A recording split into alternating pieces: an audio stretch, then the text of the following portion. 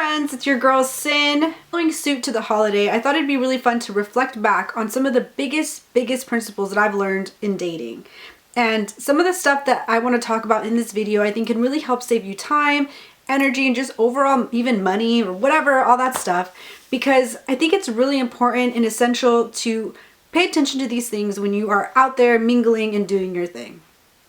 Some of the biggest lessons I've learned in my dating experience, and it's been a journey. Don't regret any of it, of course, even though it could have been hurtful at times, but there's definitely a few things that I kind of wish that I would have acknowledged or paid attention to more in the past.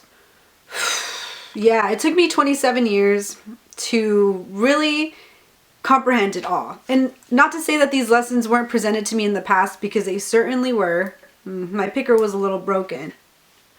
But yeah, now I definitely understand.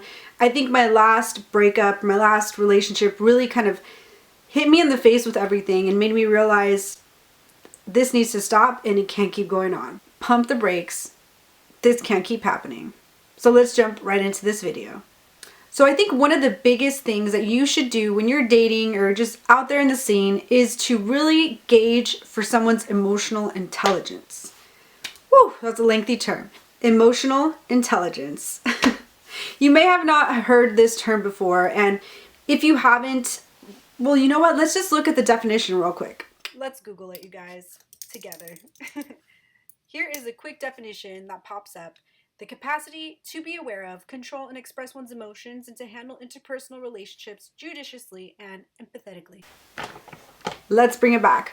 So emotional intelligence really has to do with one's ability to perceive other people's behaviors and understand why they behave the way they do, as well as being able to have a lot of self-awareness to our own person. I never really thought about this before, but reflecting back, I think that's one of the biggest things that you can do is to gauge how emotional intelligent someone may be. The person you're dating or your partner, or whatever you may call them. I think this is super important. I can't stress it enough. Because if you're dating somebody, right, you want to make sure that they're able to be aware of you as a person. You want them to be able to know and understand what makes you tick, what makes you happy, what you're okay with, what you're not okay with, boundaries, whatever it may be. Understand your own person, because how are you really going to go find a relationship or want to be in a relationship if you don't even understand yourself, right? Somebody who also exhibits EI isn't going to act irrationally, is going to be able to communicate with you in a way that's non-toxic. Ones who didn't heal from past traumas, and I noticed that they started repeating the same things that they would in my relationship, in their past relationship. If you have a high sense of EI, you're going to work past that. You're going to understand and heal through the things that have hurt you in the past, and you're going to understand that it's not fair for you to bring those same problems into your next relationship.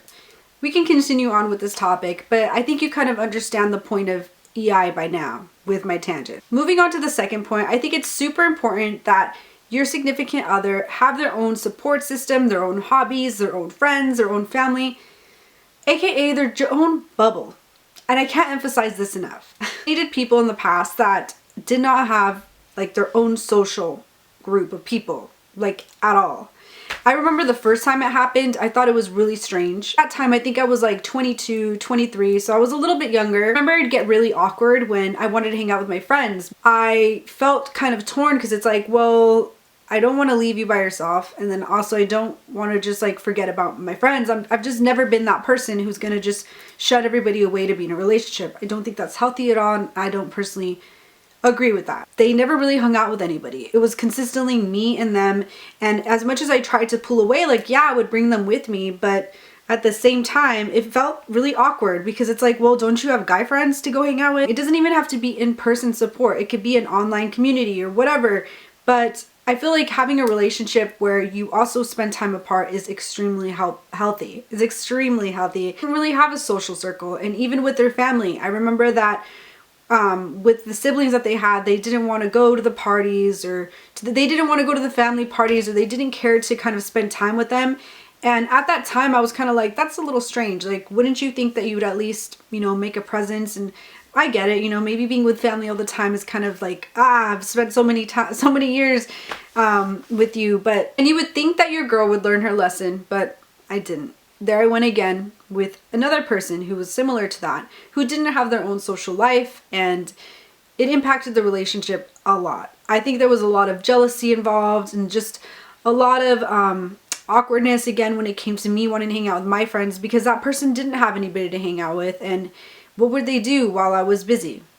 I know what you're thinking, that's a whole nother can of worms, but the point is, I think you should really find somebody who's like-minded in a sense and who's able to step away from the relationship at times. Relationships are like two bubbles and they come together and overlap, like, you know, there's a middle there somewhere, and they overlap, but at the same time you still have your own identity, you still have your own life, you still have your own hobbies, you still have your own goals and ambitions, and if there's nothing that you can fall back on and all it is just two circles overlapping, I think it's kind of like a recipe for disaster. Moving on to number 3, it's going to be having shared values. The funny thing is that you usually get pretty good hints of this in the beginning, and you tend to ignore it because you want to be in a relationship or you like them or you're infatuated by the butterflies and stuff. And it isn't until the relationship kind of continues on that you realize, yeah, we definitely don't have the same values at all. Same past relationships, the people would tell me like, I love traveling.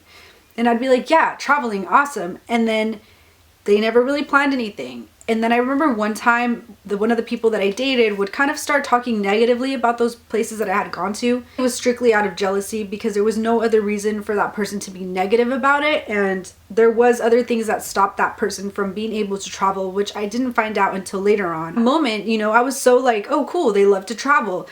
But here's the thing, people put on great Oscar-winning performances.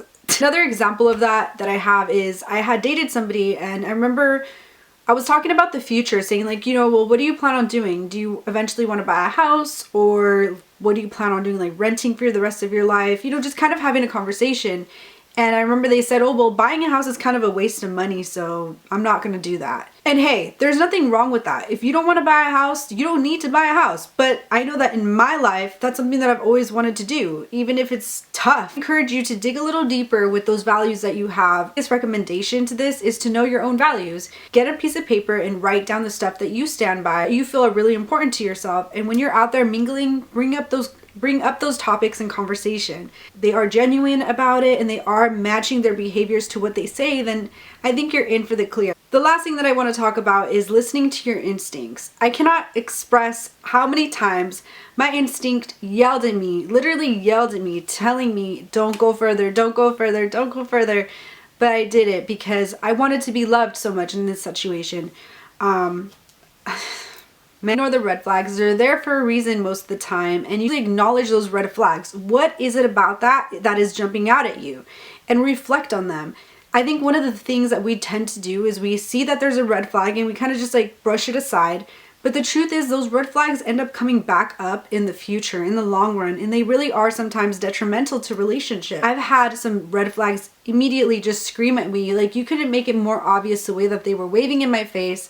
But even though I knew that it wasn't essentially a good trait in somebody that I wanted to be with, I ignored them and I went on. And I don't regret anything, of course, because it was a learning lesson for me. So I really feel that I wouldn't even be here making this video if I didn't go through that journey. But I think that it's really important to listen to your gut, listen to those feelings that you're having, because they're there for a reason. Trust me. Thank you guys so much for watching this video. I hope you guys enjoyed. It's a very short and sweet. Have a wonderful day. Catch you guys in the next video.